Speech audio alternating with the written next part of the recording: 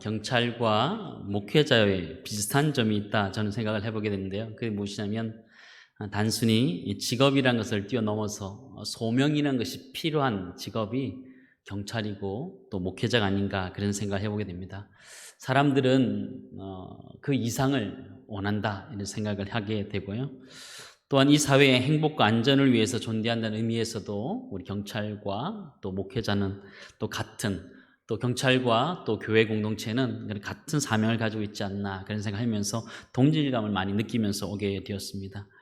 제가 얼마나 자주 올지는 잘 모르겠지만 올 때마다 이스라엘 사사에 대해서 한 사람 한 사람 살펴보았으면 좋겠습니다. 개인적으로 기도하는 가운데 그런 마음이 들었던 이유는 이 사사라는 직책에 대한 독특함입니다. 구약시대에 나오는 사사라는 이 사람들은 그 당시에는 전쟁의 리더였습니다. 사회 질서를 지키고 사회를 전체를 이끌어갈 수 있는 리더들이었고 어떻게 보면 군사를 이끌 수 있는 리더였다라고 말할 수도 있고요. 또 하나는 그 시대의 영적인 리더들 역할을 했기 때문인데요. 그래서 지금 이 시대를 섬기고 있는 여러분들이 이 사사와 같은 사람이 되어지지 않나 이렇게 생각하게 됩니다. 이 사회의 안전을 위해서도 해야 되고 또 영적으로 이 사회를 이끌어갈 수 있는 그런 이중적인 역할을 내서 이 사사가 의미가 있다 생각을 하게 됐고 오늘 첫 번째 그 온니엘이라는 사사에 대해서 이야기를 좀 나누려고 합니다. 조금 웃으셔도 되겠습니다. 네, 너무 이렇게 심각하게 그러지 않으셔도 되겠고요. 오늘은 온니엘과 악사라는 이 두 사람이 부부가 되는 이야기를 하고 있는데요. 한 결혼정보회사에서 2018년에 이상적인 배우자의 조건을 이렇게 썬 적이 있었습니다. 이상적인 남편, 어떤 남편일 것 같습니까? 키가 몇 센치 정도 되는 것 같아요? 177.4cm입니다. 저보다 더 큽니다. 우리 목사님 정도 되는 것 같아요. 그죠? 목사님 정도는 돼야지 이상적인 신랑감이다 이렇게 얘기하는 것 같아요. 연소득은 한 5,300만 원 정도 되고 자산이 한 3억 정도 되고요. 여자와 나이 차는 한 3, 4살 정도 되고 학력은 4년 대졸이고 직업은 공무원이나 공사. 중요 사항으로는 성격, 경제력, 가정환경 순을 이렇게 보고 있는데요. 근데 이 조사한 것에 밑에 댓글이 달렸는데 댓글이 너무 재밌었어요. 댓글이. 결혼정보회사가 밝혀둔 이런 이야기보다 밑에 댓글이 촌철살인이라고 이런 말을 표현할 수 있는데요. 이렇게 표현하고 있어요. 공무원으로서 30세 전후에 3억 가까이 되는 자산을 모은 사람이 어디 있냐고. 그렇지 않으세요? 공무원이면서 30세 초반에 3억의 자산을 가진 사람이 어디 있어요? 이상적인 결혼 배우자 상이지요. 여러분 가장 이상적인 배우자는 누구입니까? 저는 가장 이상적인 배우자가 살고 있는데요. 여러분 어떠십니까? 나와 결혼해 준 사람이 가장 이상적인 배우자인 줄 믿습니다. 가장 좋은 배우자. 내가 나온 대학이 가장 좋은 대학이고요. 나를 받아준 학교가 제일 좋은 학교고 날 받아준 아내가 제일 좋은 아내고 날 받아준 남편이 제일 좋은 남편인 것처럼요. 이상적인 배우자가 누굴까 이런 생각하게 되는데 오늘 성경에 보면 온니엘과 악사라는 이 두 사람이 나오는데 이 사람들의 참 이 사람 성경적으로 볼 때 참 이상적인 배우자 상이다 이렇게 생각이 되어집니다. 이 사사기에 나오는 오늘 이 온니엘이 악사를 아내로 얻는 이 장면은 원래 여호수아서 14장에 언급되어져 있는 부분입니다. 근데 오늘 사사기 다시 한번 기록되고 있는데요. 여호수아서에서는 여호수아의 리더십 가운데 있었던 온니엘의 등장 이런 것들을 표현하고 있다면 지금은 사사로서의 온니엘의 그 모습을 드러내고 있는 것이 오늘 본문의 말씀이다 이렇게 생각하면 되겠습니다. 유다 지파가 가나안 땅에 들어와서 헤브론에 거주하는 가나안 족속을 쳐서 헤브론이라는 지역을 얻게 되는데 그 헤브론의 원래 이름이 오늘 성경에 나왔던 기럇 아르바라는 지역이었습니다. 기럇 아르바를 얻게 되었을 때 가장 큰 역할을 했던 지도자가 누구였냐면 갈렙이라는 사람입니다. 여러분 잘 아시죠? 여호수아와 갈렙, 그 갈렙입니다. 갈렙은 그의 나이가 40세일 때 이스라엘을 가나안의 정탐꾼으로 여호수아와 함께 믿음의 보고를 하게 되지요. 그리고 그가 45년 후인 85세 때 모세가 약속한 땅을 자신에게 달라고 요청합니다. 제가 좀 읽어드리겠습니다. 여호수아 14장 11절 12절 말씀 제가 좀 읽어드리겠습니다. 모세가 나를 보내던 날과 같이 오늘도 내가 여전히 강건하니 내 힘이 그때나 지금이나 같아서 싸움이나 출입에 감당할 수 있으니 그날에 여호와께서 말씀하신 이 산지를 지금 내게 주소서. 당신들도 그날에 들으셨거니와 그곳에는 아낙 사람이 있고 그 성읍들은 크고 견고할지라도 여호와께서 나와 함께 하시면 내가 여호와께서 말씀하신 대로 그들을 쫓아내리다 하니, 그렇게 말하고 있는데요. 나이 85세의 갈렙이 40세의 용맹스러움을 그대로 가지고 있는 그 모습을 우리에게 보여줍니다. 이 산지를 내게 달라라고 말했던 이 모습은 쉬운 모습이 아닙니다. 40대에 정정했던, 팔팔했던 갈렙의 모습이 아니고 나이가 들어서 85세가 된 어르신이 지금 40대의 용맹스러움을 가지고 이 산지를 내게 달라라고 말씀하고 있는 것이죠. 갈렙은 이렇게 얘기하는 거예요. 여호와께서 나와 함께 하시면, 여호와의 말씀대로 하신 대로, 이렇게 표현하고 있는 거죠. 크고 견고할지라도 여호와께서 나와 함께 하시면, 그 믿음을 이 갈렙이 가지고 있었던 것을 우리는 보게 됩니다. 이 갈렙에 연관되어서 지금 오늘 성경에 온니엘과 악사가 언급되는 것을 보게 되는데요. 이 갈렙이 그 다음에 기럇 세벨이라는 곳을 점령하게 되는데, 이곳은 처음에 헤브론보다 아래쪽에 있는 동네였습니다. 그 성이었습니다. 그 성을 점령할 때 조건을 걸게 되는데, 갈렙의 딸 악사를 아내로 주겠다, 이런 얘기였습니다. 사사기 1장 12절 말씀 한번 보시기 바랍니다. 1장 옆이니까요. 12장 12절 말씀 보시면 갈렙이 말하기를 기럇세벨을 쳐서 그것을 점령하는 자에게는 내 딸 악사를 아내로 주리라 하였더니, 그렇게 표현하고 있죠. 기럇세벨을 쳐서 점령하는 자가 자신의 딸 악사를 주겠다, 이렇게 표현해요. 고대 근동사회에 기본적으로 있었던 정략 결혼의 모습이다, 이렇게 볼 수 있을 것 같아요. 그 당시에 가장 이상적인 남편상은 용맹스러움에 있었습니다. 힘에 있었다, 이렇게 표현할 수도 있겠지만, 그 당시에 이 용맹스러움이라는 것은 자신의 가족들을 지켜내고 자신의 공동체를 지켜넣는 모든 것을 힘이다, 용맹스러움이다, 이렇게 표현할 수 있는데요. 그런 의미에서 오늘 온니엘은 참 적합한 사람이었다라는 생각을 해보게 됩니다. 이렇게 딸을 주어서 이렇게 사유를 맞이하는 이 문화는 고대 근동사회에 계속 있었던 것을 우리는 잘 알고 있습니다. 사사시대를 지낸 다음에 왕정시대에 사울 왕도 다윗에게 자신의 딸을 주게 되지요. 사무엘상 18장 17절 제가 읽어드리겠습니다.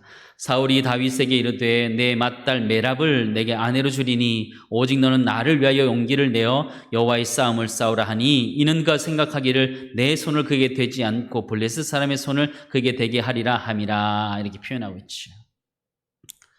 여기 우리 남자분들 계시겠지만 여러분이 만약 그 시대로 돌아가서 이런 상황이라면 전쟁에 나가서 싸우시겠습니까? 그 당시의 전쟁은 그냥 우리 집 앉아서 이게 클릭하는 인터넷 이런 것이 아니고요. 직접적으로 칼을 맞닥뜨리면서 살점이 떨어져 나오고 사람이 죽어가는 그런 현실의 전쟁을 맞이하는 것이었고, 그런 전쟁을 한다는 건 쉽지 않은 상황이죠. 온니엘이라는 사람이 무슨 정신을 가지고 전쟁에 나갔을까요? 단순히 갈렙의 딸이 마음에 들어서 그 일을 했을까요? 그냥 많은 사람들 그냥 읽다 보면 예전에 우리 동화책에서 읽었던 것처럼, 그죠? 그 공주를 얻기 위해서 그렇게 나가는 것처럼 보여질 수 있지만 전혀 그렇지 않아요.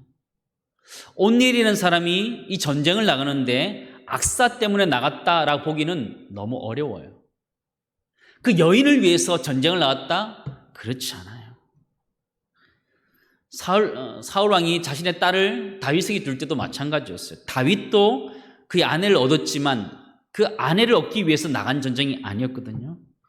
사무엘상 17장 말씀에 보면 이렇게 기록되어 있습니다. 오늘 여호와께서 너를 내 손에 넘기시리니 내가 너를 쳐서 내 목을 베고 블레셋 군대의 시체를 오늘 공중의 새와 땅의 들짐승에 주어 온 땅으로 이스라엘의 하나님이 계신 줄 알게 하겠고 또 여호와의 구원하심이 칼과 창에 있지 아니함을 이 물에게 알게 하리라. 전쟁은 여호와께 속한 것인즉 그가 너희를 우리 손에 넘기시리라. 이렇게 표현하고 있거든요. 다윗은 전쟁에 나갈 때 사울 왕의 딸을 얻는다 그 생각으로 나간 적이 한 번도 없어요. 오늘 성경에 나오는 이 온니엘이라는 사람도 갈렙의 딸 악사를 아내를 얻기 위해서 나갔다? 그렇지 않다라는 것이. 그렇다면 온니엘이 전쟁에 나간 이유가 무엇일까요? 저는 이 말씀이 저의 말씀 속에 굉장히 크게 남게 된 것을 보게 됩니다. 13절 말씀 우리 같이 한번 읽을까요? 사사기 1장 우리 13절 말씀 우리 같이 읽겠습니다. 시작. 갈렙의 아우 그나스의 아들인 온니엘이 그것을 점령하였으므로 갈렙이 그의 딸 악사를 그에게 아내로 주었더라. 아멘. 여기에 온니엘의 비결이 기록되어져 있어요. 온니엘이 악사 때문에 나간 것이 아니라는 거예요. 오늘 성경은 그를 소개하는데 이렇게 소개하고 있어요. 그나스의 아들이다. 여기까지는 우리가 동의할 수 있어요. 성경의 표현에 자신의 아버지를 소개하는 정도는 충분히 소개가 가능해요. 그러나 오늘 성경에 보면 특별히 갈렙의 아우 그나스의 아들인 온니엘 이렇게 표현해 주고 있어요. 그 얘기는 이 온니엘이 누구의 영향력을 받았다는 거예요? 갈렙의 영향력을 받았다라는 것을 이야기하는 거예요. 온니엘이 기럇세벨을 치러 내려갈 수 있었던 이유가 무엇이냐면 그가 갈렙의 가문이었기 때문이라는 거죠. 갈렙의 영향력을 받은 사람들이었기 때문이라는 것이죠. 갈렙은 어떤 사람이었어요? 좀 전에 우리가 살펴봤던 것처럼 가나안 땅을 점령할 때, 정탐할 때에 제일 먼저 믿음의 보고를 했던 사람이었어요. 갈렙의 동생 그나스는 아마 형 갈렙의 그 믿음을 보면서 같이 있었을 거예요. 형이 어떻게 살아오는지를 직접 보았을 것이에요. 광야 생활 동안에 그가 어떻게 살았는지를 보고 그가 기럇 아르바를 점령할 때에 갈렙이 어떻게 그 성을 점령한지를 보았을 것이에요. 그 그나스의 아들인 온니엘은 삼촌인 그를 정확하게 보고 있었던 거예요. 갈렙이 어떻게 그 기럇 아르바를 얻는 것을 보고는 자신이 기럇세벨을 얻게 되는 것을 우리는 보게 되죠. 사랑하는 성도 여러분, 우리는 어떻게 우리가 원하는 것들, 믿음들을 쟁취해 나갈 수 있을까요? 저는 이 온니엘이라는 사람이 이렇게 나갈 수 있었던 그 믿음은 갈렙의 믿음을 유산으로 받았기 때문이다. 저는 그렇게 생각합니다. 저는 그것을 갈렙 임팩트다 이렇게 표현해 보고 싶은데요. 그 속담 중에 이런 말이 있죠. 용장 밑에 약졸 없다 이렇게 표현하죠. 용감한 장군 밑에 약한 군졸 없다 이렇게 표현하거든요. 맞는 말이다 생각되어집니다.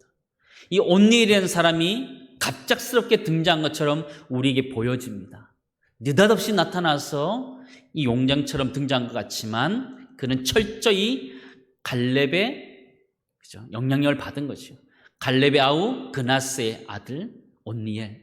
그는 갈렙의 가문으로서 영향을 받았던 것을 보게 된 것을 보게 되죠. 사랑하는 성도 여러분, 우리 모두는 온니엘처럼 이 갈렙의 가문이 될 수 있기를 간절히 소망합니다. 그 가문은 어떻게 되는 걸까요? 믿음으로 가는 거예요. 믿음의 영향력.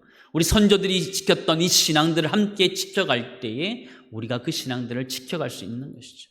한국 교회가 지금까지 올 수 있었던 이유가 무엇입니까? 한국 교회 가운데 대붕의 역사가 있을 때 우리 선조들이 엎드려 기도했기 때문에 이 나라가 지금까지 오는 줄을 믿습니다. 그 영향력으로 지금까지 온 것이죠. 그렇다면 우리는 지금 우리 다음 세대의 믿음을 전해주기 위해서 또 그런 믿음이 우리에게 필요하다는 것이죠. 온니엘과 같은 믿음이 필요하다는 거예요. 우리 선대들은 갈렙과 같은 믿음을 보였다면 지금의 시대를 살아가는 우리들은 온니엘의 믿음을 보여야 된다는 것이죠. 우리 어린 세대들은 그 시절을 보냈어요. 먹고 살기 힘든 그 시절에도 갈렙과 같은 믿음을 가지고 믿음의 눈으로 이 땅을 바라보면서 이 땅을 지켜왔어요. 그렇다면 지금의 시대를 살아온 우리들은 온넬과 같이, 갈렙의 영향을 받은 온넬과 같이 우리 모두가 믿음으로 지금의 시대를 섬겨갈 수 있기를 간절히 소망합니다. 우리 모두는 그런 갈렙의 가문의 온일이 되는 것이 우리에게 필요한 사실입니다. 근데 하나님은 지금 우리들에게 기랴세벨로 올라가라 이런 말씀을 동시대적으로 하고 있어요. 저는 이 말씀 묵상하면서 크게 도전을 받았습니다. 그게 무엇이냐면 하나님은 우리를 갈렙의 가문 정도가 아니라 하나님의 가문이 되게 하신 줄을 믿습니다. 우리를 하나님의 가문 되게 하시는 거예요. 그냥 단순히 믿음의 조상, 믿음으로 살았던 그 한 사람의 자손으로 두는 것이 아니라 하나님은 우리를 하나님의 자녀가 되는 권세를 주셨다 말씀하시는 거예요. 요한복음 1장 12절 말씀 뭐예요? 영접하는 자 곧 그 이름을 믿는 자들에게는 하나님의 자녀가 되는 권세를 주셨다 말하는 거죠. 우리는 하나님의 자녀인 줄을 믿습니다. 갈렙의 가문의 온넬이 믿음을 가지고 살았던 것처럼 우리 모두는 하나님의 자녀로서 믿음을 가지고 살 수 있기를 간절히 소망합니다. 요한복음 16장에는요, 내가 세상을 이겼다 말씀하시고, 내가 세상을 이겼다 말씀하시고, 때로는 이 땅의 삶들을 살아가다 보면 좌절하고 낙심할 때도 있고 넘어질 때도 있지만 우리 잊지 말아야 되는 것은 예수 그리스도가 세상을 이기셨고 내가 그와 함께하고 있다는 것이죠. 때로는 내가 세상에 눌리는 것 같고 세상의 여러 가지 환경 속에서 넘어지는 것 같지만 우리는 다시 일어날 수 있는 하나님의 자녀가 된 줄을 믿습니다. 갈렙의 가문 정도가 아니고 하나님의 가문이 되었다는 것을 가지고 우리 마음속 큰 믿음을 가지고 일어서는 우리 모두 되기를 간절히 소망합니다. 온닐이라는 사람은 그런 사람이었어요. 갈렙의 조카로서 그는 갈렙의 믿음을 그대로 전수받았던 사람이고 그렇게 살았던 사람이라면 우리 모두도 이 시대에 우리 선대들의 신앙을 잘 본받아서 더 큰 세대로 우리 살아가야 되는 것 우리 꼭 기억해야 되는 것이고요. 온넬과 함께 결혼했던 이 여인 악사는 갈렙의 딸입니다. 아빠가 어떻게 살았는지 다 지켜본 거예요. 그가 정탐했던 것, 그가 광야 생활했던 것, 또 헤브론을 얻었던 그 장면을 다 목도했던 딸이었어요. 믿음으로 살았던 걸 잘 아는 것이요. 이 딸에게 갈렙이 이제 시집 가니까 주고 싶은 게 있는 거죠. 뭘 줄까 물어봅니다. 14절, 15절 말씀 우리 같이 읽을까요? 우리 같이 읽겠습니다. 악사가 출가할 때에 그에게 청하여 자기 아버지에게 밭을 구하자 하고 나귀에서 내림에 갈렙이 묻되 내가 무엇을 원하느냐 하니 이르되 내게 복을 주소서 아버지께서 나를 남방으로 보내시니 샘물도 내게 주소서 하며 갈렙이 윗샘과 아랫샘을 그에게 주었더라 라고 표현하죠. 저는 이 말씀을 읽는데 이 한 단어가 제 마음속에 들어왔습니다. 무엇이면 자기 아버지에게 밭을 구하자 나귀에서 내림에라는 표현이었습니다. 그가 얼른 뛰어내린 거예요. 뛰어내린 거예요. 그가 왜 뛰어내렸을까요? 그가 왜 뛰어났을까요? 성경이 보니까요, 이 원어로 보니까 떨어지듯이 내려오다. 그냥 이렇게 천천히 이렇게 내려온 거 아니에요? 후다닥 내려온 거예요. 자기 아버지에게 철저히 순종하는 모습으로 내려오는 그 모습을 보게 되는 거죠. 너무 빨리 내려왔던 것 같아요. 갈렙이 내게 무엇을 하기 원하는, 무엇을 주기를 원하느냐 그랬을 때 그는 샘을 달라라고 이야기합니다. 그렇죠? 윗샘과 아랫샘을 다 얻게 되죠. 밭도 얻게 되죠. 근데 이 장면이 저는 한 여인과 이게 완전히 반대되고 있다라는 생각을 하게 되었습니다. 여러분 생각나는 사람 있지 않아요? 생각나는 사람 있잖아요.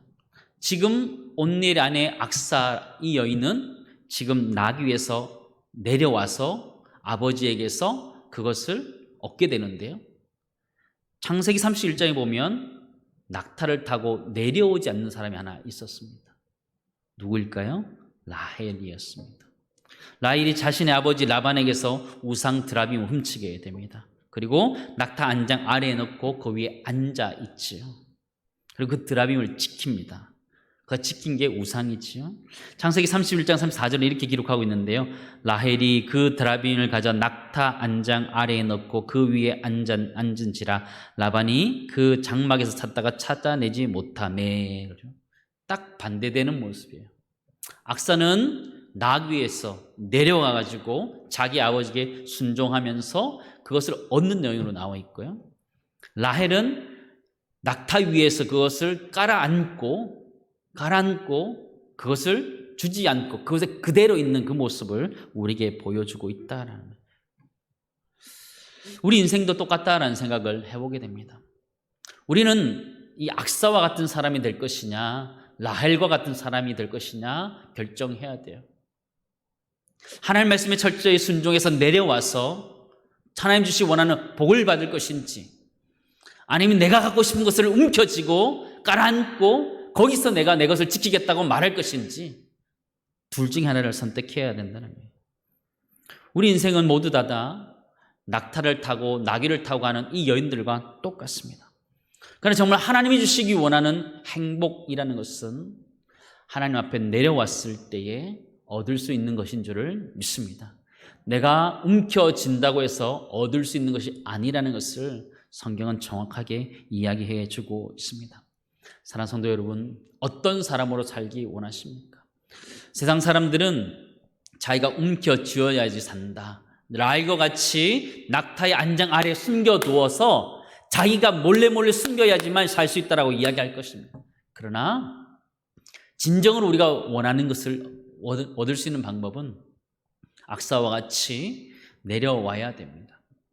내가 내 왕좌의 자리에서 내려와서 하나님 앞에 엎드려 기도하고 간구할 때 하나님 우리에게 주시는 것이라는 걸 기억하면서 이 악사와 같은 여인이 될 수 있기를 간절히 소망합니다. 이제 말씀을 정리하기를 원합니다.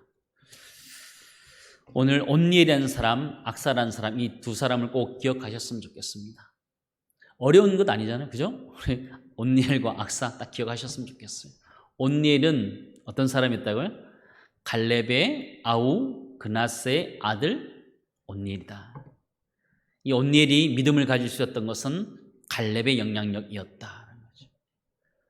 우리 선대들은 우리에게 그런 영향력을 끼쳤다면 우리도 이 시대 온니엘로서 우리 시대에 주신 사명들을 감당할 수 있다는 믿음을 가지고 잘 감당해 갈 수 있기를 간절히 소망하고, 우리는 그 정도에 만족하는 것이 아니고 우리를 하나님의 자녀 삼아 주셨다, 요한복음 말씀처럼 내가 하나님의 자녀가 되는 권세를 주셨다라는 것 속에서 우리 믿음의 자존감들을 가지고 살아가는 우리가 되셨으면 좋겠고, 또 악사와 같이 살아가셨으면 좋겠습니다.